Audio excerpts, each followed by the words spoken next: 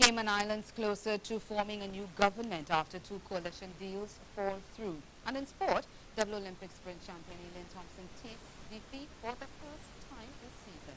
I'm Nicole Best, and this is the Caribbean in 10 for Monday, May 29th. I'll be back with the details after. The Fairfield School of Business and Management invites you to attend Navigating a Path to Growth, a risk and competitive intelligence conference at Hilton Barbados Resort on June 26th and 27th, 2017. Speakers include global strategy and risk expert Dr. Andrea Schotter, regional PwC risk assurance leader Bruce Scott, Ms. Lisa Padmore, Dr. Delisle Worrell, Mr. Ian D'Souza, Professor Patrick Hossain, Professor Julian Marcel, and many others.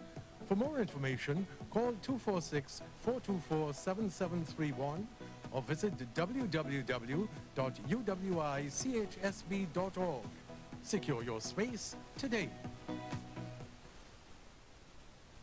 In this special 21st century show, 3 stories on the world's ocean. Coral crusaders in the Seychelles, plastics pollution, a threat to us all, and saving the Pacific's tuna.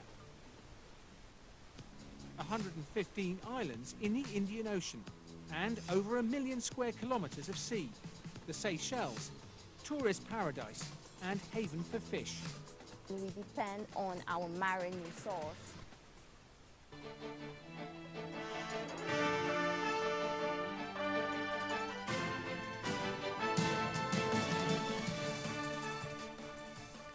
Following a series of deals made, then broken, it appears that Alden McLaughlin may remain Premier of the Cayman Islands.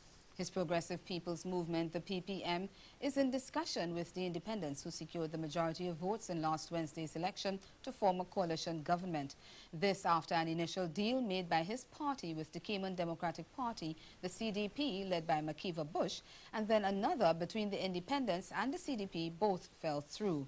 The territory has been in political limbo ever since independent candidates took 9 of the 19 seats up for grabs in the May 24 vote. The incumbent PPM took 7 and the CDP won the other 3. A minimum of 10 seats was required to win the government outright. So negotiations were taking place between the independents and the political parties to decide who would lead. In the first deal between the CDP and the PPM, McLaughlin would have been leader while Bush would have been Speaker of the House. In the unity government between the CDP and the independents, Bush would have been Premier. Guyana is making it clear it is taking no sides in the conflict in Venezuela. Although the David Granger administration is willing to offer assistance to Caracas if needed, despite their border dispute, it says it has no desire to compound Venezuela's problems by joining one or other of the protagonists. The Nicolas Maduro government has been under internal and external pressure with almost daily anti-government demonstrations in recent weeks, some of which have turned deadly and violent. A statement from the Ministry of Foreign Affairs said that Venezuela's ambassador to Guyana, Reina Diaz, said her country could benefit from Guyana's support in the international level. But Vice President and Minister of Foreign Affairs Carl Greenidge urged a dialogue among all stakeholders in Venezuela, including the government and the opposition. Still in Guyana, opposition leader Bara Jagdeo is encouraging sugar workers to continue to protest government's plan to cut back on sugar production. The David Granger administration has announced plans to keep only 3 sugar estates open. The government says it has already pumped billions of dollars into the ailing industry. But the opposition leader is urging the government to keep the sector as it is. He says based on government's revenue, the money used in the bailout is not a burden to the country. The announcement of the closure has fueled protest action by sugar workers across the country, and they say closing the estate will affect their livelihood and cause a decline in the economy. Sean Mbarak of HGP Nightly News tells us more. Needing an annual bailout of more than $10 billion and another $18 billion to revive the Skeldon sugar factory alone, the government has opted not to take that route to save the sugar sector.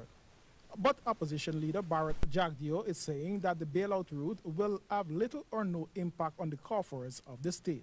But that, if you look at it, it's a tiny fraction of the revenue collected so far and of the total of the 3 budgets that we have passed by this that the government passed. Jack Dio further contends that a major problem is the government's focus on Gaisuku's indebtedness. Gaisuku cannot be a drag on the economy or causing the problems. It is their inept policies. And that this big debt, ostensibly that the PPP left with Gaisuku, was causing the problem. Well, most of those debts were, a significant part were to government agencies. The GRA, NIS, and the others were long-term debts that were on the government's book. Jack Dio went on to say that the government was not futuristic. Downsizing sugar and, is not a plan for the future. A 4.0 magnitude earthquake rattled Trinidad last night. The Seismic Research Center says the quake, which occurred at a depth of 3 kilometers, was felt at 7:06 p.m. local time, and it occurred west of Trinidad in the Gulf of Paria. It was reportedly felt widely in Trinidad. However, there were no reports of injuries or damage. Do stay with us. Your Midday Sport is next. Grow your business or promote your event through the services offered by the Caribbean Media Corporation and CaribVision. Our distribution provides a platform on cable, terrestrial television, and websites. We cover carnivals and events from across the region. We can bring your event live and alive to the world. For music makers, program producers, businesses, we can expand your reach to in excess of 2 million households daily. Our other services include news updates to enhance your media products, studio space for program and development. We can facilitate the launch of new products and services and training. Contact us and we will help you unleash your creative ability, develop products and services, and provide the medium to watch them grow. Contact Loretta Skeet at cmccaribbean.com or call her 1-246-467-1044 or 1-246-253-3889. Call and book your carnival or event today.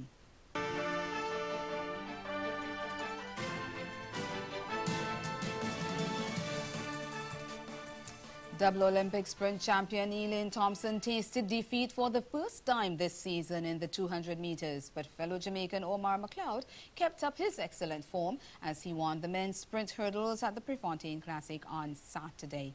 In the third stop of the IAAF Diamond League Series, the 24-year-old Thompson never looked the part and crossed the line struggling in a time of 21.98 seconds behind American Tori Bori, who was dominant in a world-leading 21.77. That's 21.77.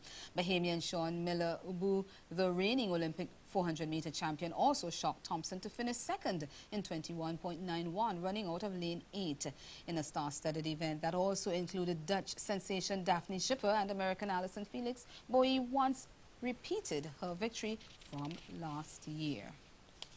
Moving on now to horse racing, Jamaican rider Sean Bridgemohan produced a strong stretch surge with favorite Cowboy Culture to win the $100,000 Grand 3 Arlington Classic at Arlington Park on Saturday. Bridgemohan sat the 3-year-old Bay Coat off the pace in the mile and 16th strip before rousing him in the stretch and storming by the leaders to take the wire 5 3/4 lengths clear in a time of 1 minute 46.81 seconds.